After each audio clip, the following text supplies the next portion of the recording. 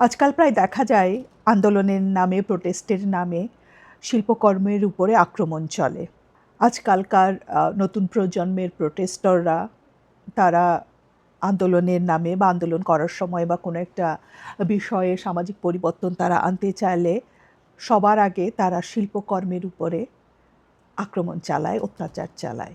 সেটা মিউজিয়ামে গিয়ে হোক বা যে কোনো পাবলিক প্লেসে কোনো উন্মুক্ত ভাস্কর্য বা শিল্পকর্মই হোক, তারা তার উপরে তাদের প্রতিবাদ জানায়, প্রতিবাদ বা ক্ষোভ জানায়।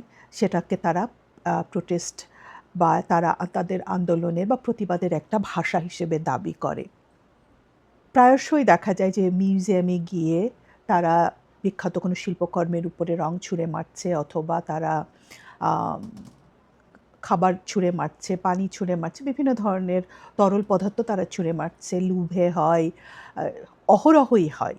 ন্যাশনাল গ্যালারি লন্ডনের, সেখানে আমরা দেখেছি ভ্যান গগের ছবির উপরে মেরেছে, ছুঁড়ে মেরেছে কিছু, মনে হয় স্যুপ অথবা কিছু একটা।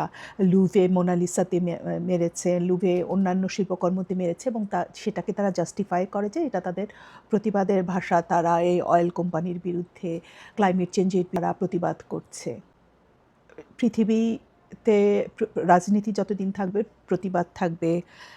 রাজনীতিতে বুঝে না বুঝে বিভিন্ন ধরনের কর্মকাণ্ডে অংশগ্রহণ করার লোকেরও অভাব থাকবে না, বিশেষ করে যারা অল্পবয়স্ক, যারা তরুণ সমাজ, যাদের রক্ত গরম, যাদের চিন্তা করার ক্ষমতা এখনও তৈরি হয়নি, যাদের কাজই হওয়া উচিত ছিল শেখা এবং চিন্তা করার জায়গাটা তৈরি করা, সেটা না করে তারা তাদের মতামতটা জোর করে চাপিয়ে দিতে চাচ্ছে বা কিছু একটা করতে চাচ্ছে।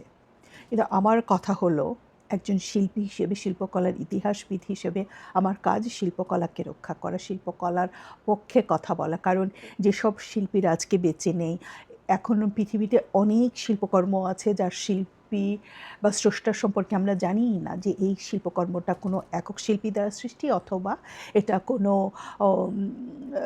যৌথ উদ্যোগে সৃষ্টি করা, বা অনেকগুলো শিল্পীর অবদান রয়েছে এই শিল্পকর্মটার পেছনে। এখন সেসব শিল্পকর্মকে যদি ধরে নিই, সেসব অনাথ শিল্পকর্মকে কে বাঁচাবে? সেসব শিল্পকর্মকে কে বাঁচাবে? আমার মতো শিল্পীরাই তো এগিয়ে আসবে। শিল্পীদের এগিয়ে আসা উচিত সেসব শিল্পকর্মকে বাঁচানোর জন্য, রক্ষা করবার জন্য।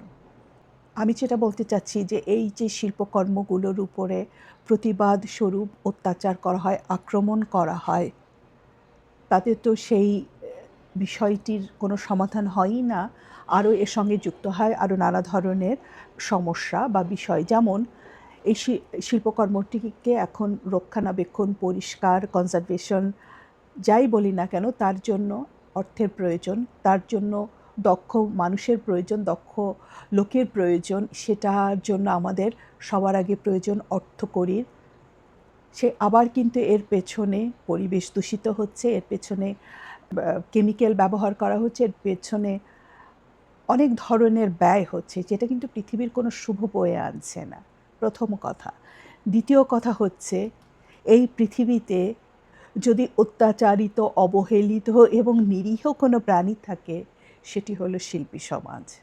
এর থেকে নিরীহ, অত্যাচারিত প্রাণী পৃথিবীতে আর নেই। সব শিল্পী না, অবশ্যই অনেক শিল্পী আছেন যাদের বিভিন্ন ধরনের দোষ ত্রুটি এবং অপরাধ রয়েছে। তাদের বাদ দিয়ে শিল্পীরা মূলত সমাজে তাদের শুভ কামনা বা শুভ কাজগুলোর জন্যই তারা সৃষ্টি হন, সমাজকে সেবা করার জন্য, মানুষকে সেবা করার জন্য। শিল্পীরা অত্যন্ত নিরীহ, পরিশ্রমী এবং অবহেলিত একটি প্রাণী। সেই শিল্পীদের শিল্পকর্ম, যখন শিল্পীরা না খেয়ে মারা গেছে, যাদের শিল্পকর্ম এখন মিউজিয়ামে ঝুলছে, আমরা দেখতে যাচ্ছি যেসব শিল্পীরা তাদের সর্বস্ব উৎসর্গ করে, তাদের সব কিছু দান করে, বিসর্জন দিয়ে আমাদের সমাজটাকে গড়ে গেছেন, সভ্যতাকে গড়ে গেছেন, সেই সব নিরীহ শিল্পকর্মের উপরে অত্যাচার করা নিজের প্রতিবাদের নামে, এটা কী ধরনের সুবিচার? এটা কী ধরনের বিচার? এটা কী ধরনের বিবেচনা?